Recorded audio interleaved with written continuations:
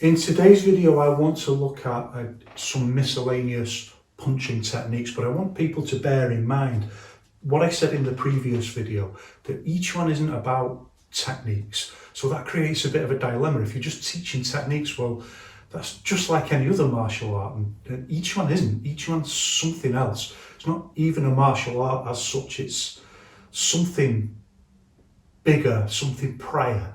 The quintessence of Chinese wushu itself, the quintessence of Chinese physical culture.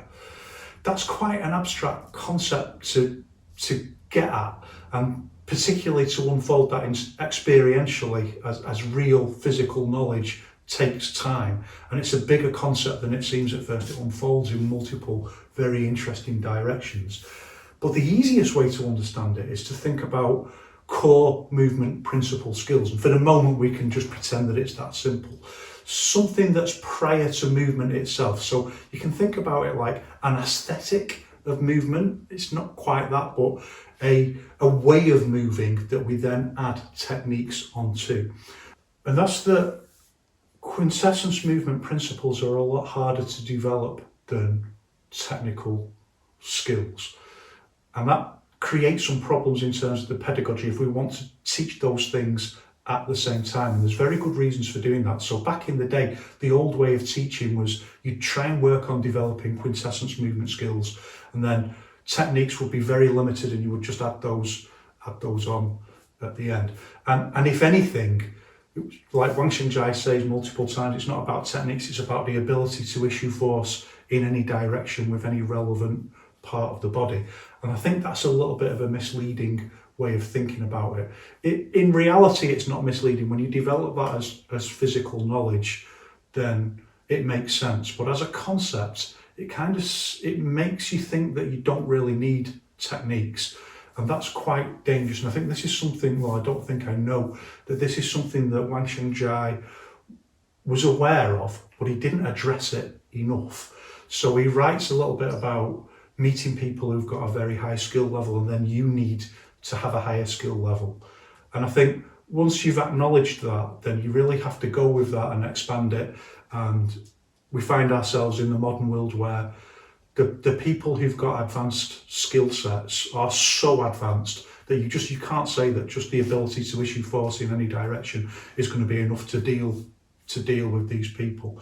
It needs a higher amount of technical knowledge, technical abilities, techniques, fight craft, ring skills, whatever you want to call it, street self-defense understanding. It needs a higher amount of that stuff. So the way I look at it is that the easiest way to do this really is to teach techniques and use those as concrete anchor points that we can then use as kind of stepping off points to explore quintessence movement skills. And I think that makes it much easier to understand. But recognizing that the quintessence movement skills are a much longer term development process.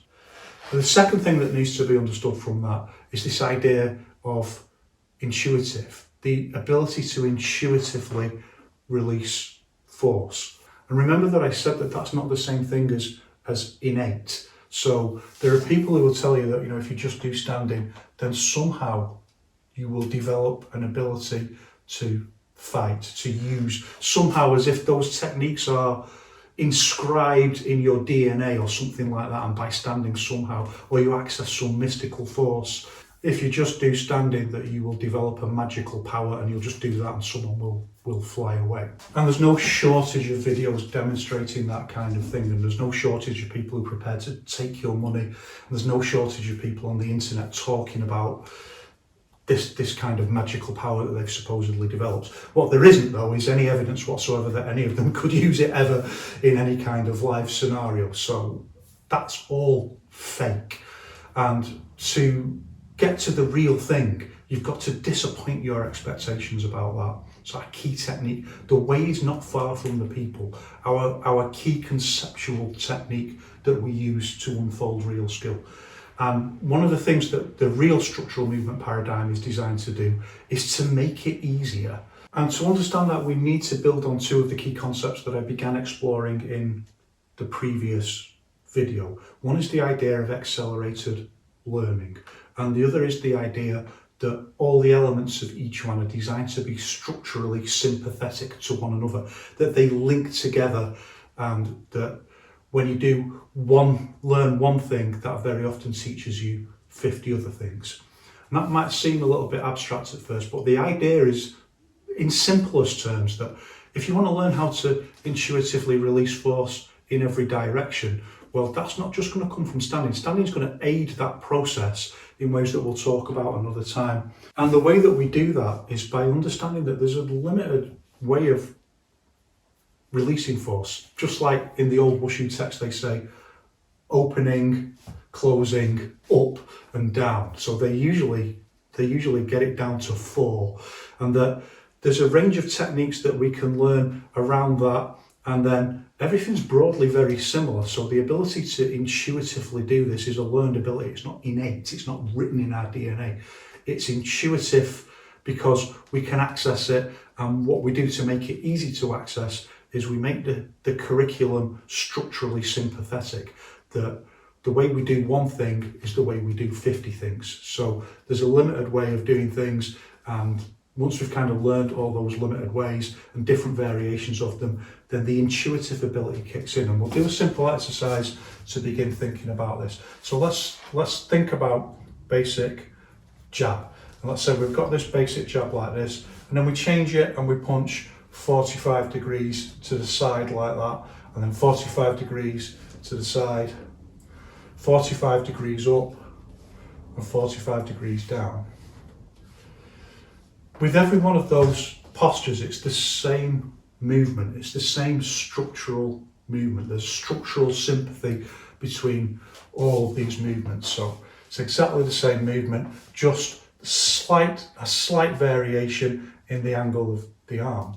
And then by learning 1, 2, 3, 4, 5 movements, then if we practice that, and it doesn't take that much practice, if you can do the punch right, and then you just practice some different variations, then you can pretty much do any variation within that, and maybe even a little bit beyond, because it's just the nature of the structurally sympathetic movement. So we've developed that intuitive ability, but it's not innate. We didn't start out, and if you're practicing this, then we didn't start out being able to do it. Eventually we can do it, and then we only need quite a limited number of variations to practice before we could just hit anywhere within this circular range. We could hit anywhere, it's the same thing, it's the same movement. So we don't have to learn hundreds of different ways of doing the same thing. And that's how structural sympathy begins to develop accelerated learning. It's one of the ways, it's one of the most basic ways. And we can say, like, a slightly more advanced way of thinking about this. So let's say we do basic jab like that, and we do basic hook, basic elbow, basic palm strike forward, and basic elbow with this hand backwards. These are all the same structural movement. They're all exactly the same. One, it's the same movement, it's the same body movement, elbow back, palm. These are all exactly the same. So by practicing one thing, we accelerate our understanding of all those other things. And you can expand that idea and think, as you learn more techniques, that you realise that we'll be practicing hitting back this way, we'll be practicing around the idea of opening, closing, up, down, and once you get opening, closing, up and down, then those techniques are kind of bolted onto that, bolted on. We'll pretend it's that simple for the moment. Different techniques are bolted onto those structural movements. And from that, quite quickly, you can develop just an ability to infinitely release force in any direction. It's hard, but it's not that hard. It takes ages, but it's not that hard. The hardest thing is developing some of the more nuanced aspects of the quality of the movement, and that's why we do standing, and I'll talk about that in a moment. Now that we've grasped that, we can say, well, okay, it's not quite that simple. So there's always task-specific variations, and that's kind of our next thing that we need to understand. And we do need to understand this. Like, I could just say, okay, here's a variation, just practice that. But quite rapidly hit a certain point where you can't develop any further unless you understand the idea of task-specific variations. And that will also start to feed in to our understanding of isometric posture holding and why we do that. So even with this, so if I do a basic jab, if I do a hook, everything's pretty much the same. There's just some slight task specific variations. The foot just turns out a little bit more to aid the body, to just turn a little bit more side on. It's virtually the same, but with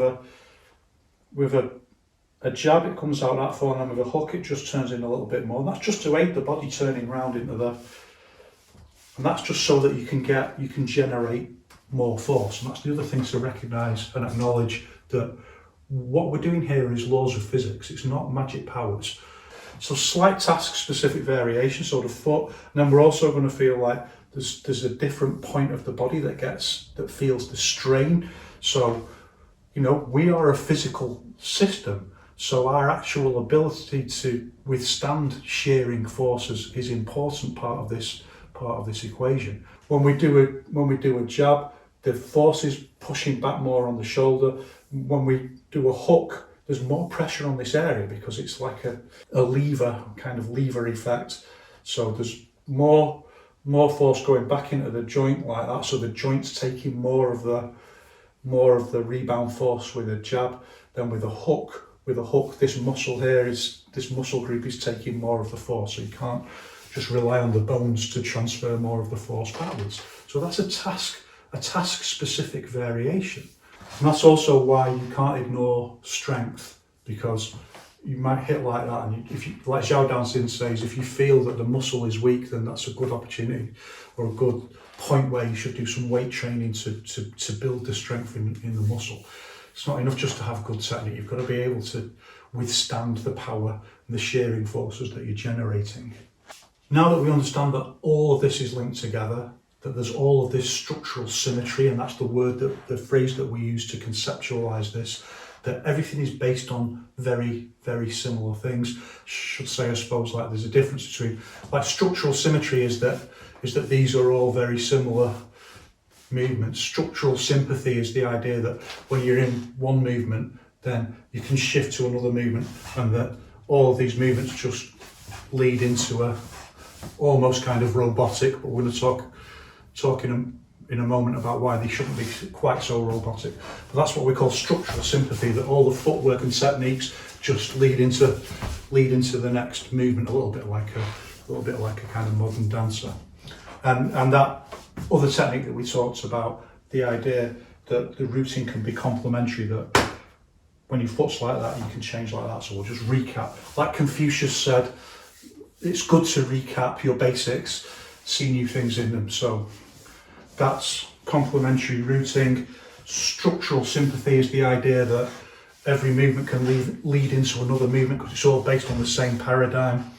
Whereas structural symmetry is the idea that we use the same or very similar body movements for a whole range of techniques. So by learning one, you can just add on another technique, and you don't have to learn a whole new body movement. And what that means for your mind in terms of intuition is that if you have to decide, am I going to go for a hook or am I going to go for a punch, you don't have to think about totally different body mechanics. And that's a very big difference, for example, with a lot of Western boxing, where the mechanics of the punch is very different indeed for the mechanics to a hook. There's also some other significant differences that I'm going to try and include today to try and get us expanding and thinking beyond the paradigm of like that each one is just like Western boxing, which can be a bit of a danger when you just start out by learning jab, cross, hook, uppercut.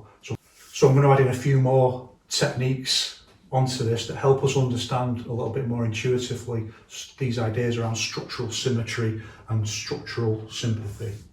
So let's begin then with an idea that we've looked at before, and that's the idea of changing to this chopping up hook like this. That we're just aiming to hit him with the bottom three knuckles, and we're not going past the centre point. It's almost like a jab, cross between a jab and a hook. It's kind of in between, but it's not just going up like that. It's not close range for the first way we do it. It's partly out, it's partly going out like that, partly going out, and we twist. And we don't over twist the screwing force, so we don't use too much of the screwing force like that. So like this, and the same back like this. Now what's interesting about this posture, like it's a fairly simple posture and you can just practice it. Everything else is virtually the same as the jab. So a little bit different in the jab is more using these ideas that we've learnt now from traditional wushu of opening, closing, up and down. This very common idea that this is all there is to wushu. The jab is very much opening this way, but this has a little bit more up, obviously, because it's hitting up. It's hitting up this way, and that does affect the way that the body moves. So our key idea is the way that we're turning around our axis. So the jab is quite flat, even though we're lifting up like that. By the time we're up here, we turn on our axis like that. This is a little bit like an uppercut, but it's got this lifting dimension to it, like that. But it's not that simple. So here's where we start thinking about more advanced task-specific skills. So we can do it like just straight in like that, quite robotic sort of release of force where we just go from here. What we've talked about before, like teleportation movement, we're here and then we're here. And this starts to open up something interesting about this idea that's become very current around kinetic chains, the idea of kinetic chains. So it's easy to see, like there's a kinetic chain then like that that goes through the joints and down into the front root. But structural movement's a far more complex idea than this, so don't get trapped in this paradigm. I mean, structure itself is quite a static sounding concept, and a kinetic chain just sounds very frozen and static. So we want to develop some different. So remember that I talked about, we want to drop this shoulder into the technique. So instead of just going straight in like that, we drop, we do a little movement like that. Drop. It's very hard to see it when I do it fast, I think. The feeling is almost like you want to drop and go under a guard, but only your shoulder does it like that. So it does drop a little bit, like there's a little bit of, so this is what we would call square force, where we just go straight in like that, just straight in, push out like a piston, and this is more circular, what Wang Shengjai calls circular force. So it's a little bit of a circular drop and push the shoulder in. And even though this is like a much more advanced technique, and I don't expect people to be able to get it by any means, and it's absolutely fine just to practice very relaxed like this, just practice the posture like this, and then just start thinking like, just trying to do. And the reason I'm bringing this in now is it's something I talked about before, about the idea of relaxing the shoulders into punches. And this kind of shimmy ability, like you move like that and the shoulder can move independently, like release force. And if the muscles are relaxed enough in the shoulder, it's this idea of the car suddenly braking and the muscles feel like they're going to fly off the bone, which is again something that Yao Zhongzong talks about. But he also talks very specifically about this idea of relaxing the shoulders, and he says, look, don't get confused here. When we say relaxing the shoulders, we're not talking about something in terms of your posture, like drooping your shoulders. And we're also not talking about, not bringing your shoulders up like defensively to cover and things like that, which is very often how this is interpreted. At best, it's usually interpreted as like when you punch, just try not to hunch up with the shoulder, just try and keep the shoulders down. And Yao Zhongzong is very explicit that it's not about that as such. It's not about dropping your shoulders in any particular kind of stance. It's about the relaxation in the shoulders themselves and how that is used actively in the punch. So not just about like keeping them relaxed when we punch. It's about this ability of them being kind of wobbly on the bone that affects how we punch and improves how we punch and takes structural movement to a whole different level. There's so much around that, and I'm not going to talk about that this time, because I want to give people space, if they can, to kind of intuitively develop a little bit around that.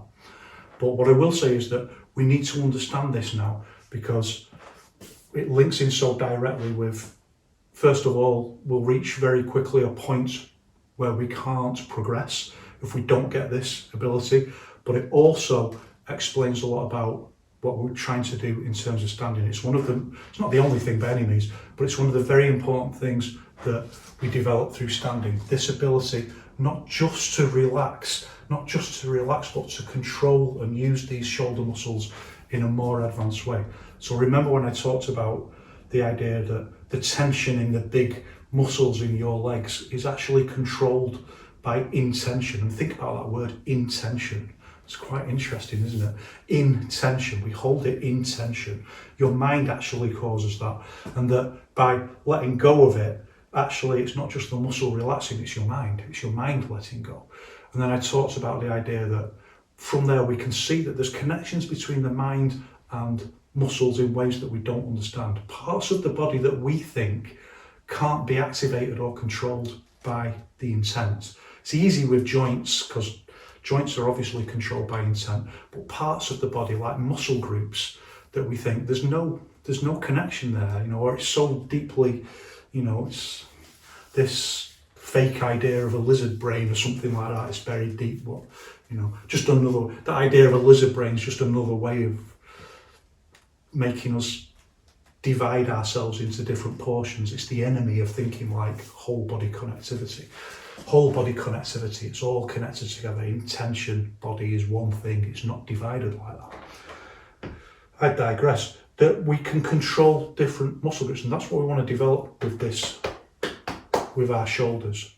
So it's a critical point in terms of what we're going to do with standing, that at a certain point we're going to just feel this give.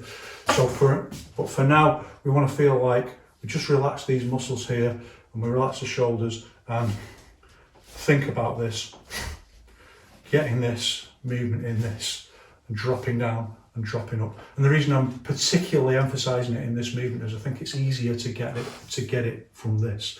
If you can't get it, don't worry. The first thing we just want to do is just get the chopping up hook like this, and attach the seat. It doesn't go as far around. The routine doesn't go as far around as the hook. It's not like you need to turn your body that much for it. It's halfway. It's much more like a jab in terms of the basic body movement. Apart from, you want to try and get a little bit of lift. So you can just practice very relaxed. Remember, one of our key ideas in each one is like, you don't want to be doing it full blast straight away. You don't want to be doing it full blast on the bag. The body needs space and subtlety in order to grow. That's one of the key ideas within each one. It's very counterintuitive in a modern world where everything's about doing everything as hard as you possibly can and torturing the body. This is about space and subtlety. Subtle data that allows your body to... So rather than doing it 10,000 times, full contact, you want to do it 1,000 times, but focusing on 100 times maybe, but nice and relaxed and just focusing on the quality of the movement. Once you've done that, then you can build up. You can build up into doing it with strength and power. And it's just such a backwards pedagogy that people think like doing it with strength and power straight away is the way to build skill. It doesn't make any sense when you think about it. That just dulls your ability to feel what you're doing and the nuance that you need to control and improve that posture is just all lost. Whereas if you do it the other way, just build it gradually through much more relaxed movement.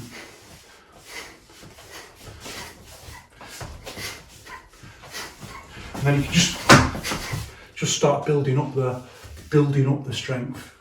Then you don't need to do those 10,000 reps. That's actually quite damaging to your body and it wastes loads of time.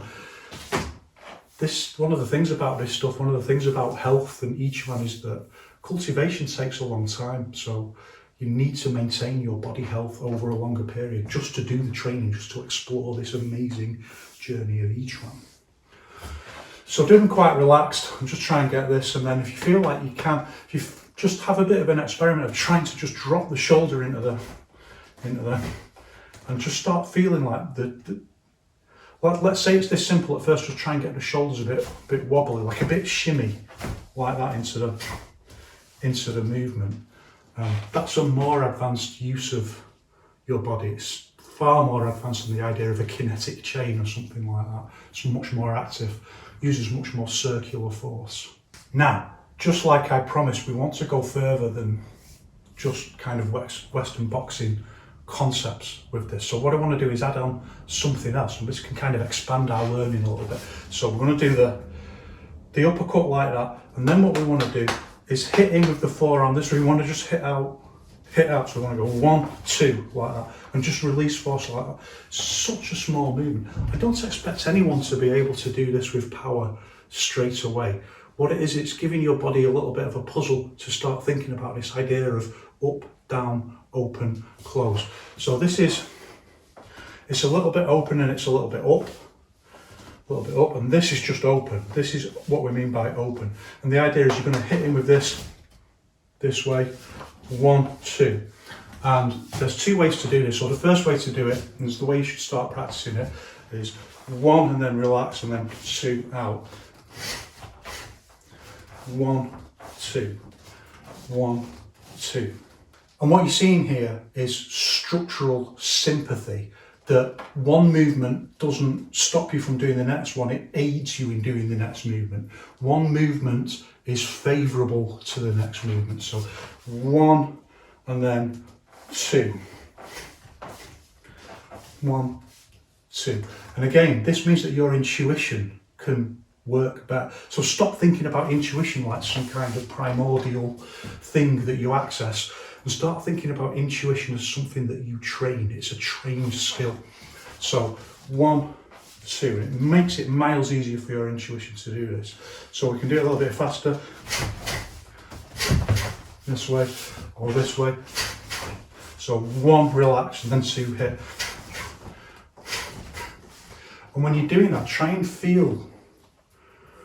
put your intention. Remember, we did all those exercises about putting your intention on different parts of your body, and this is one of the very good reasons why we do that. So that now while we're training, we can try and bring that in and think about, was my shoulder tense?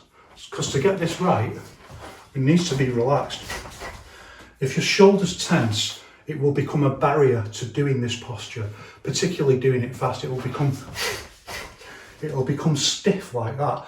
And we know that in some martial arts that's a good thing, but in each one it's the opposite. And when you think about this and you start understanding that Wang Xingjai talked about this idea a lot, the danger of having tension in your body. And in the most simple terms, we can think like it slows down the equation mass times speed. So it's too much tension in the body. It might be stronger, but that strength isn't adding into force. Strength is not the same thing as force. We want mass times speed plus structure plus context of the reality of the fight. So thinking about consciously putting your thought into your shoulders, are they relaxed? So if you can get that, then you can have a little go at a more advanced version, or if you feel like you're a little bit more advanced. And this is using the hit and stop that we've already talked about multiple times. So for hit and stop, we're going to stop, and then we're going to go straight away like that into the posture. So there's no drop down, there's no 1, 2, just 1, 2 like that, and that's a much more difficult posture.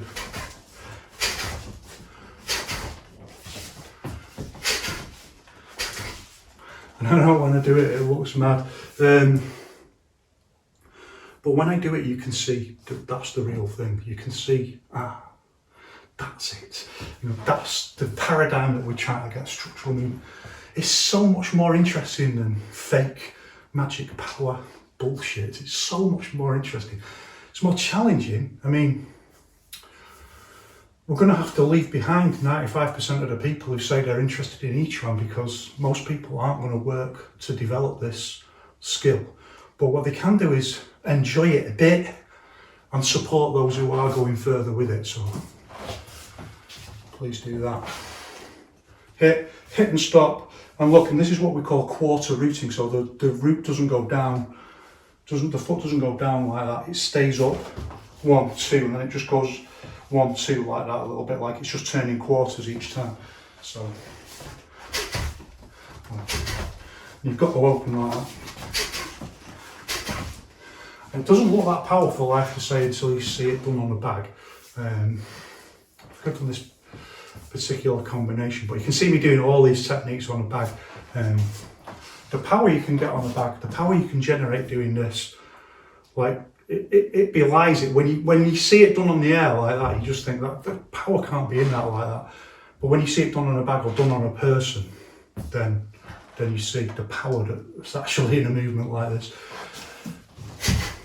And you know, when you get it, you'll kind of have the experience I have where you have people come up to you and say, wow, how do you get that kind of power? Like it's an optical illusion. Actually, like even though the movement looks tiny, so much musculature of the body and mass of the body is involved in that movement that you can't perceive it just by seeing the movement. You can only perceive it by seeing the effect of the movement.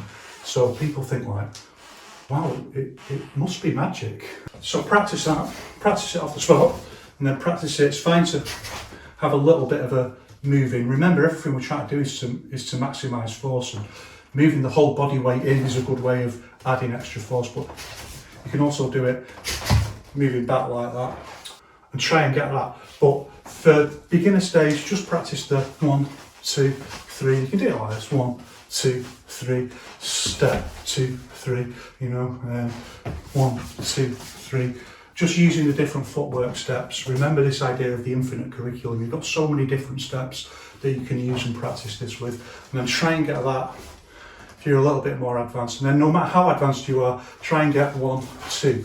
Hitting and pushing. If you do it this way, 1, 2, usually we don't hit straight forward with this posture from the backhand. And the reason is like, 1, it's a little bit unbalanced, but you can do it if you step right out with the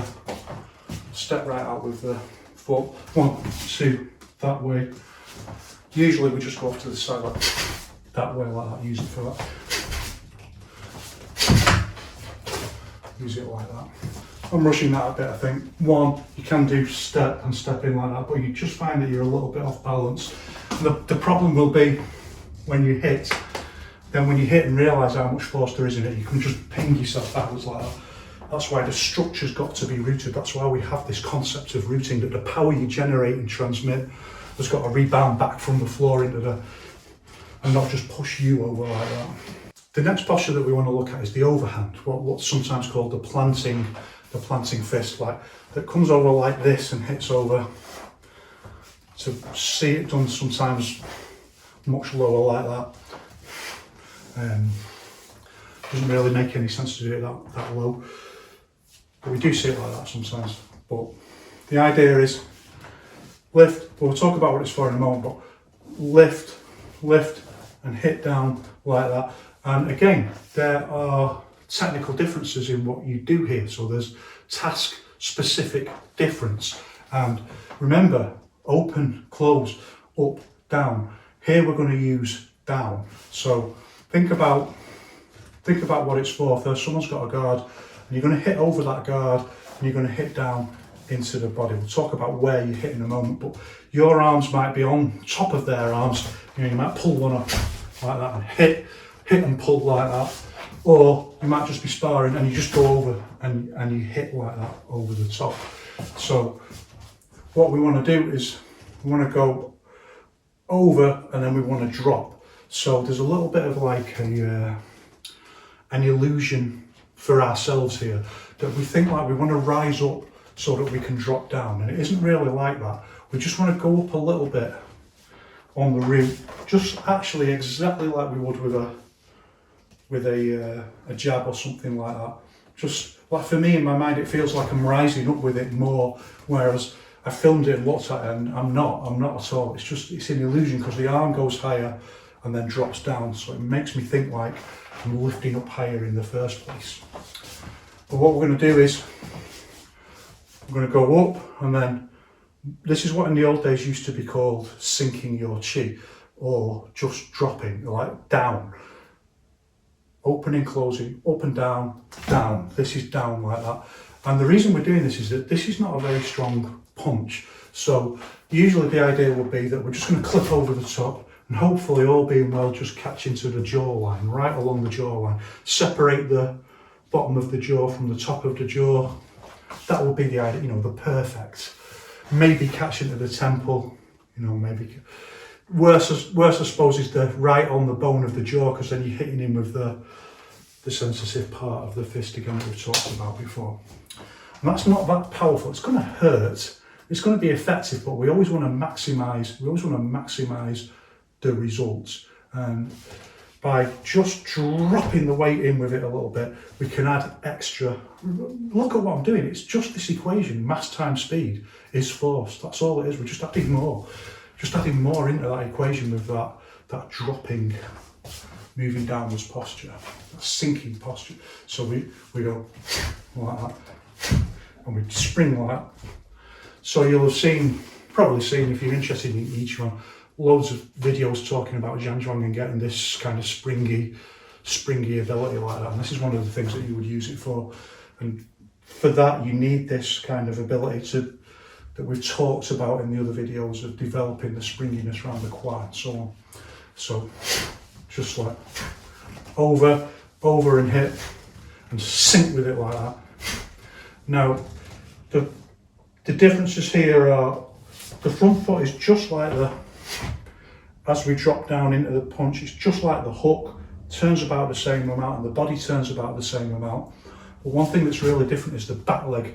The way we get this springy sink is that the back leg goes down more like that. So you wouldn't see that, for example, like if I hook, if I jab, this back leg pretty much stays.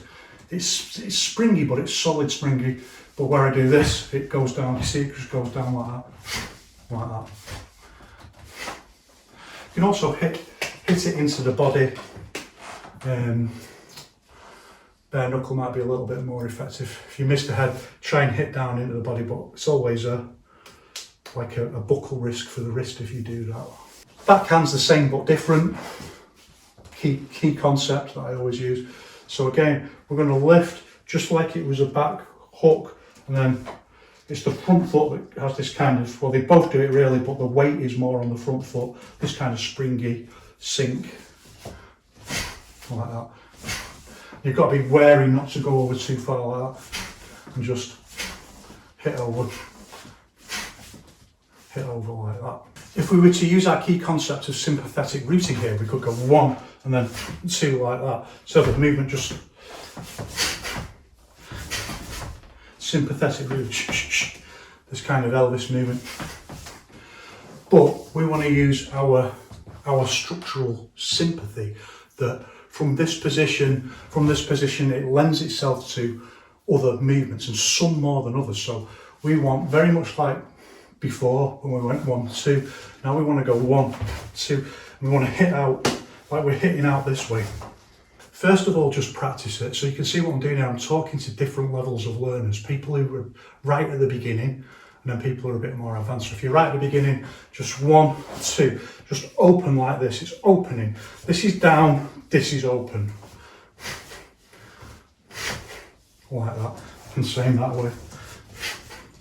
Open that way. We'll talk a little bit more about that in a moment, some different structural considerations. So just practice 1, 2, 1, 2. There's loads to be gained by just practicing it nice and relaxed, and then thinking like lock point, lock point, lock point, lock point. Can you see though that when I do the lock point with opening, far much more is going on with the shoulders. This is where you really need that relaxation of the shoulders to get the power in that short movement. If your shoulders are tense, you can't get it. You need that shimmy. We can just practice lock point, lock point, lock point. And you can feel yourself, like if you're just doing it tense, it's not the same thing. You want that. You've got to feel that relaxation in your own body. It's what we call cultivation. It takes time to get that, don't worry. So beginners just practice 1, 2, and you can even do step like 1, 2, 1, 2.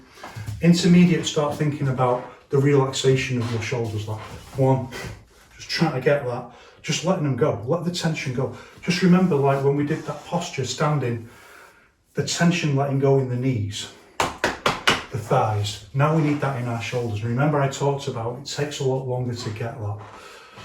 That's why you've got to integrate your standing with your training. There's no other way. This is how we develop it. 1, 2, 1, and just start feeling the relaxation.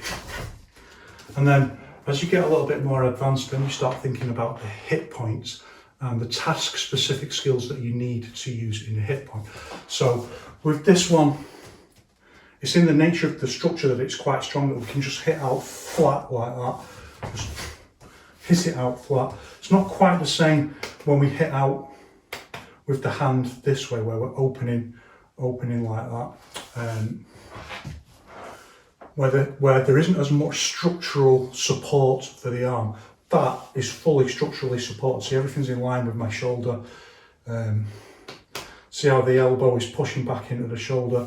But if I do it that way, the elbow's pushing back over the shoulder, so it's not pushing into the shoulder like that. So it's not supported by the shoulder in the same way as this posture is. You can feel it when you do it. So when we hit out, we do a little bit more of a pendulum, like a hammer fist. Just a little bit like that.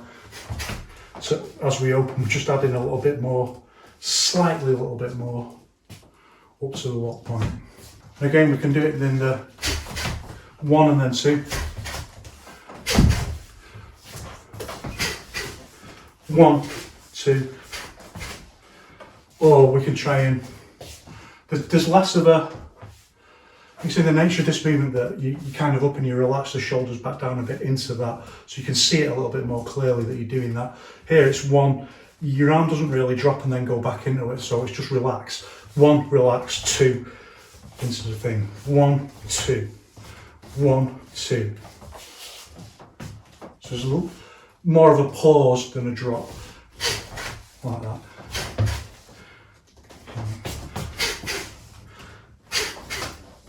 And then we can start doing a more advanced version, which is lock point to lock point. There's no relaxation whatsoever. There's no, there's relaxation, but not in the same way.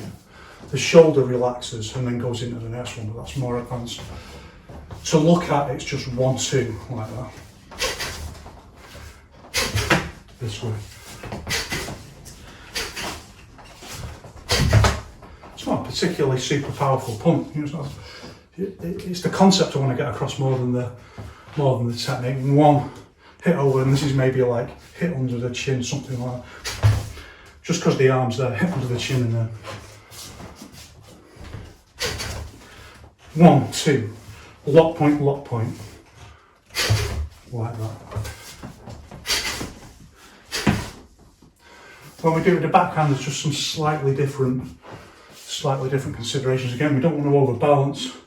This movement's a little bit bigger, and look, the arm's got to be much more, it's much closer to being horizontal than it is to being vertical. Over, and then this is a bigger opening movement and a bigger use of this kind of hammer fist. And that's just all to do with the way that the arm is in relation to the rest of the structure, and try to develop the power into the hit. You need a little bit more of a, can't all just come from the core. Something's got to be added in with the arm movement like that. And you can see the distinctive movement, like I'm not just throwing my arms out like that, which you do see sometimes, and it's a little bit more Tai Chi kind of movement. It's 1, 2, lock point. You freeze in this lock point, almost like it is a zhuang, almost like you're holding a posture like that. And that, as we'll talk about later, is one of the very important things that isometric training does, that helps develop this ability to freeze into a lock point for a split second. So, this way we'll open this one. See the routine.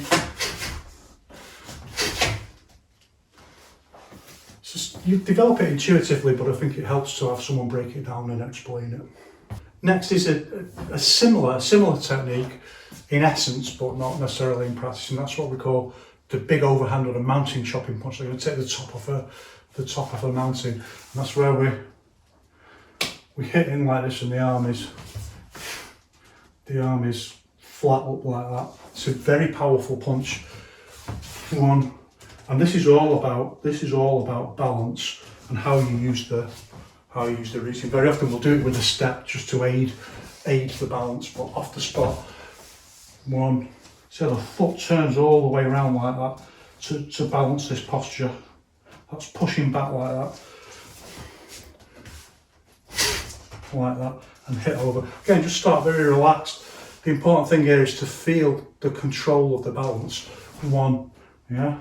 Look, we're not a million miles from doing this very famous zhuang. You can see the thing that this is practicing in terms of balance for this kind of posture, this whole family of postures that use this kind of routine. So 1 over, like that.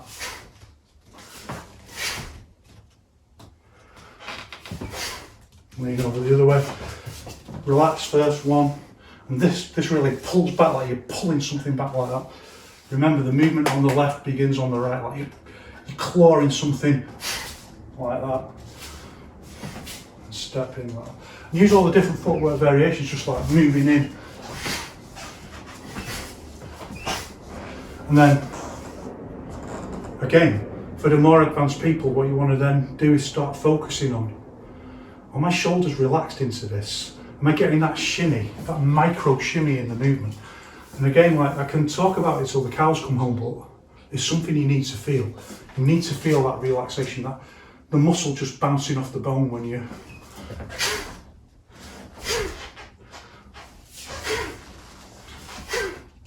It's a characteristic kind of movement. I can see it usually in people, like if they can do it or if they can't do it. I can see when it's just stiff like that. I can see when it's. And as I talked about in a previous video before video, I think there's just a slight time differential between it's a split second time differential between the movement of the shoulder and the movement of the fist. And there's very good reasons why we want that, but I'm not going to go into it today. You can feel it yourself without any explanation if you can develop this ability. Keep trying with the standing until you get this relaxation. Relaxation and more autonomous control over that muscle. What is it? Where have you been? Where have you been on all these videos? You've not even appeared for ages. What have you been up to? Anything? Sleeping? Eating? Surprise nutshot attack? Right, mate. I know you're going to go for it. So he's not going to go for it. The interesting thing to notice about it, we don't just throw this together. Some thought goes into it. This is closing. This is closing. So if this is opening, this kind of posture, this is closing. And we call it closing because it feels like the body is closed, like the hip is going to the other hip. It feels like the body is closing in like that. Just like this feels like the body is opening. It's a bit of an illusion, isn't it? Because the hip is going in like that the other way. But nevertheless, this is opening, and you kind of feel it in your whole body. Like this is a very open posture, and this is closing in posture. So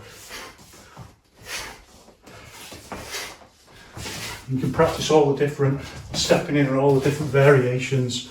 And you don't have to do, like I say, don't have to do those really intensely. Practice it nice and light first.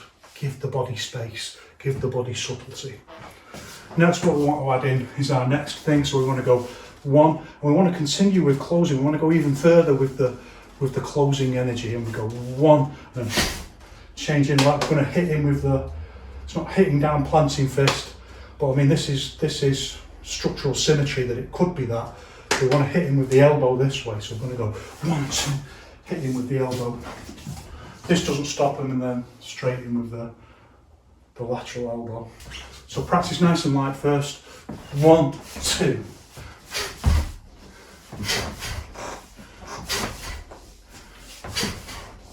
And this is also a good exercise. You can see me do it all the time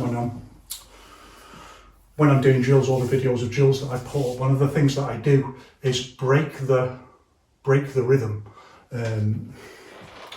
Not in the way that Bruce Lee means it. The rhythm of practice. So that when people do 1, 2, 3, 1, 2, 3, 1, 2, 3, and there's always like a set amount of time between each combination, and that's a sin that you see committed all the time in each one.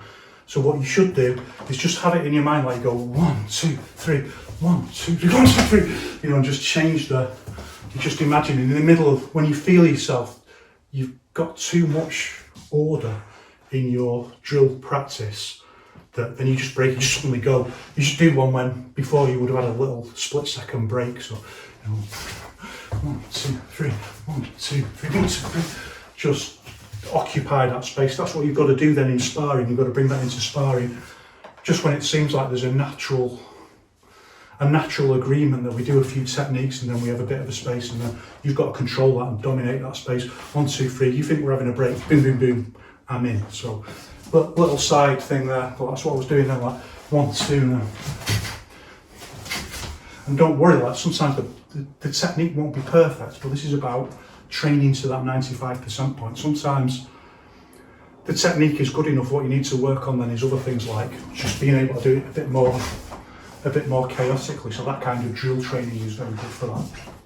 So 1, 2, and here we can do 1, relax, and see 1. It almost pulls back a little bit. 1, 2, because we take it out of the lock point, we relax it from the lock point, and then hit in again. And I want you to notice that.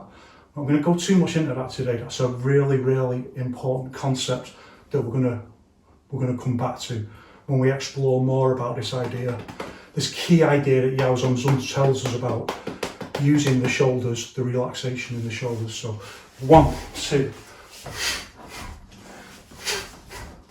and then again we can change it to the hit, and then don't relax at all, just straight.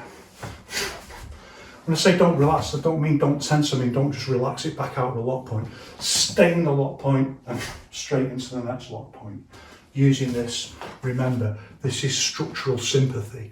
This is the idea that this leads onto this, like this, it doesn't necessarily lead onto that. We've got a bit of a, if we want to do a big slap like that, we've got a bit of a bigger diversion to take to do that. The structural sympathy is poor for that movement. It's still usable, of course. I can do 1 hook like that, 1 hook. The structural sympathy is less for that movement than it is for 1, 2, it's straight into that. I hope that makes sense, you know. That's a little bit more awkward. You've got this dead time bit here. Remember when we talked about the idea of the stop point being to eliminate dead time. It can still be absolutely the right thing to do, but we've got that dead time. The structural sympathy is lower. Here, 1, 2, straight in. It just drops straight in like that. The structural sympathy is higher.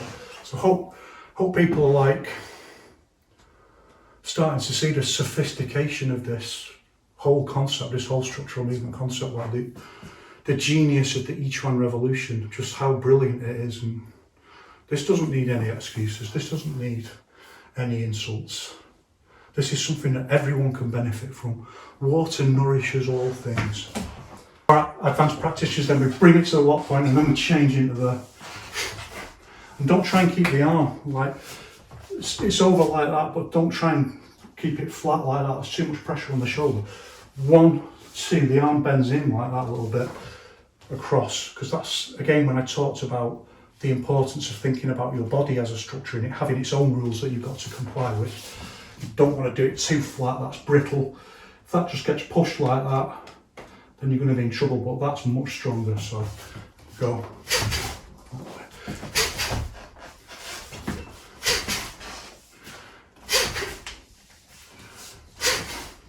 So we've got one more to do. So this is our low, what in Western boxing would be called a shovel hook, where we're going to hit low. And this is like,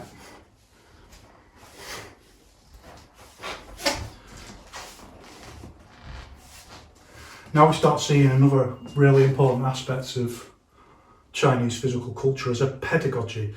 That when you learn a certain amount of the rules, then at a certain point, you should be able to start being able to see it and your body to learn it by seeing it, just in exactly the same way as people show forms and people copy the movements of forms and try and capture the same thing.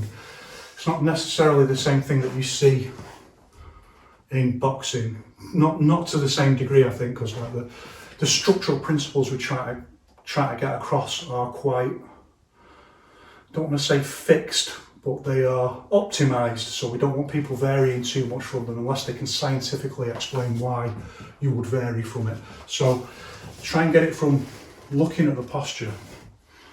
Here's the lock point, twisting force, and it twists much like the uppercut into the body like that. And we use that twist into the, and that makes it very different, for example, from a 1, 2. We want every kind of punch, but this is different. We're not going to drop and then in. We're going to drop and then twist in like this. And this is the sharp turn around the axis this way and this way.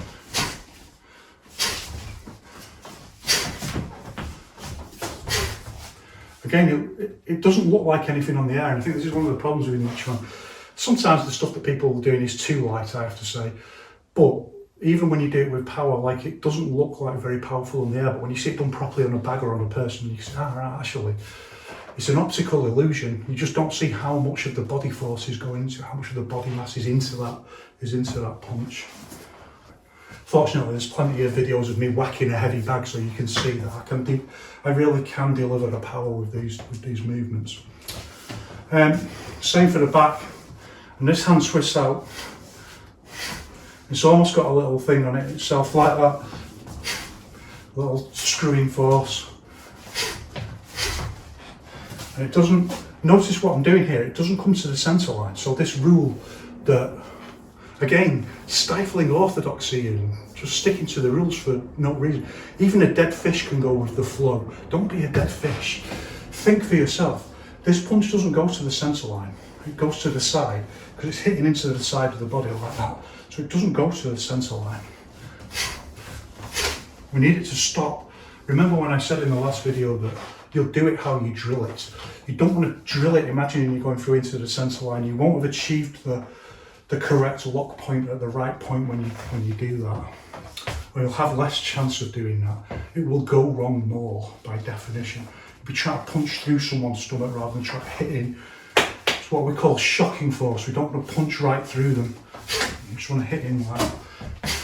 I was doing it from the back. And again, practice very light. Bring it to the lock point with all of these. Bring them to the lock point. Then as you're bringing it to the lock point, if you can get the lock point, that's basic level achieved. If you can get to the lock point and then start feeling like you're relaxing your shoulders, that's intermediate level. You've got intermediate level almost achieved. And we're not going to worry about advanced level for the moment. And practice that with all the different types of footwork. And I know what you're thinking now. We've done opening and closing, and we've done up and down. Is there anything like going back? So we haven't done anything going back. So it's not necessarily the same thing as opening and closing up and down. But one and hit back this way, hitting back with the shoulder. I think it's one of the hard. Some people can do it really easy, and some people find it really hard. I remember, like, I've had to really work on it to get any power in it. I was saying to my senior student, this is one of the hardest things for anyone. You could just do it straight away, straight away you could do it pretty much better than me. And I'm just like, some people just have like a natural thing for certain things that other people don't. But when I hit in and hit in back this way, actually this is still just opening, even though it's going back. So that's why we don't have like a forward and backwards concept. It's just opening and closing up and down. Even when you go forwards, that's just opening. You can see when I do that shoulder's going back, so it's still just opening like that. Just, if you're going to do it without doing that, doing your basic jab, you can do it with the shoulder going back. And we're going to separate it into two moves. It's a lot harder to do with the front shoulder as well, I have to say. So when you try and do it on a bag or something like that. So one, and then two. Just moving all the weight back like that, opening the chest this way. Again, I don't expect everyone to get this. It's not beginner level by any means, you know. It's something to practice. It's something to explore for beginners, and to achieve it is intermediate level. So just have a go, have a crack. The important thing is to recognise the principles that we're talking about, And to begin to see this isn't just Western boxing. This is, in many ways, it's all the things that are illegal in Western boxing, that all Western boxers can do, by the way. Don't kid yourself. They're illegal, but we want all those things and want to really incorporate all those things. So 1, 2, and then hit that with the, and the body's got, it's opening, but the body's got to lean back more even than the, when we do it with the uppercut, so that way. So this is like 1, relax, 2. This is the easiest way to start doing it. 1, 2. With a little gap between the two postures. Next we want to try and get it without a gap, so it's just boom boom. It's very hard to get that 1, 2 and get power in it.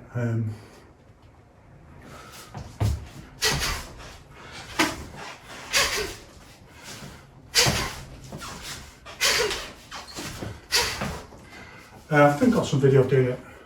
Again, it looks like nothing, but I've got a video of doing it on the bag. I can get some power into that move. Have a go at all of those techniques. Don't get overwhelmed. It's mostly getting across conceptual ideas for this moment. For your basic training, just practice everything really nice and relaxed.